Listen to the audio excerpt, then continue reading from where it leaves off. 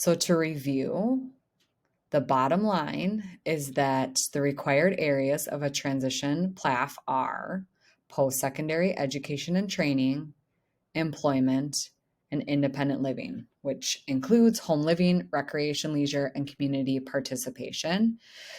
You must include information in every area, even if the student doesn't necessarily need a post-secondary goal in the area of independent living.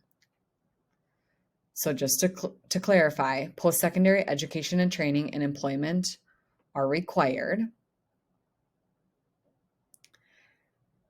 in terms of a goal.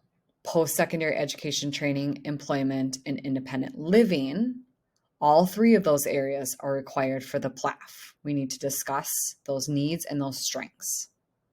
Additionally, something to work towards is that this information, these present levels, really need to be updated annually. And oftentimes case managers might administer a fresh or a new student interview.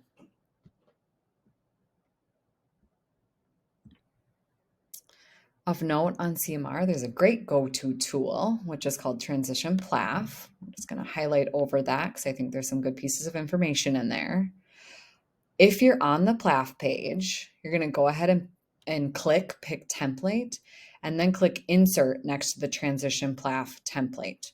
That's going to give you all of this information right here on the screen. It's going to insert it right into that PLAAFP page so that you aren't missing any of the necessary components.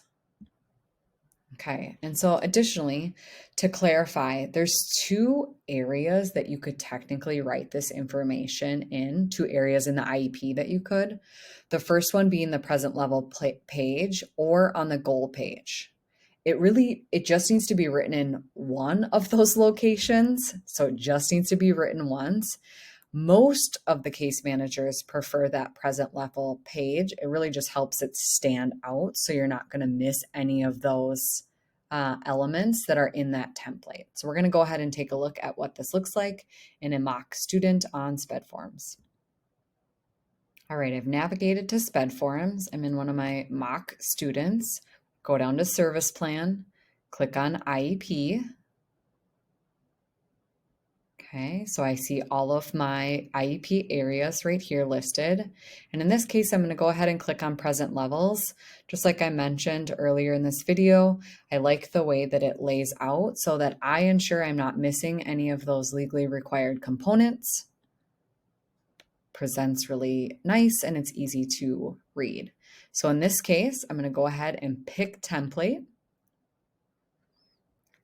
And this one right here says SpEd Transition PLAAFP Template. You just click that blue button, Insert.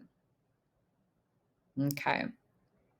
Then you can see that information that populates for you. As a reminder, anything in those brackets or in that blue, you're going to want to make sure that you actually input the information for your student. So you'd go ahead and list out that post-secondary education and training, those present levels, so areas of strengths and areas of need.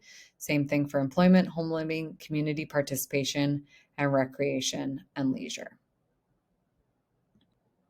Once you insert that information, this is what your present levels page is going to look like. So this is an example for post-secondary education and training, employment, independent living, and you're going to see those various areas of independent living broken down there.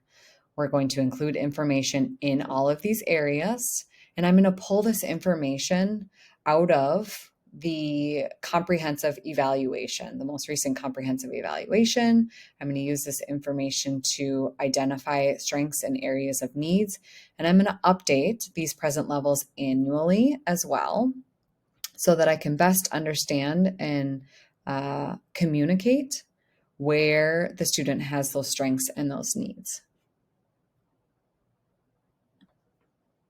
So once you have your information written into that present levels page, you've got your PLAAFP all completed, you'll be set and ready to move on to the next area of goals. So we really want to see that golden thread from these three areas translated over into those secondary transition goals.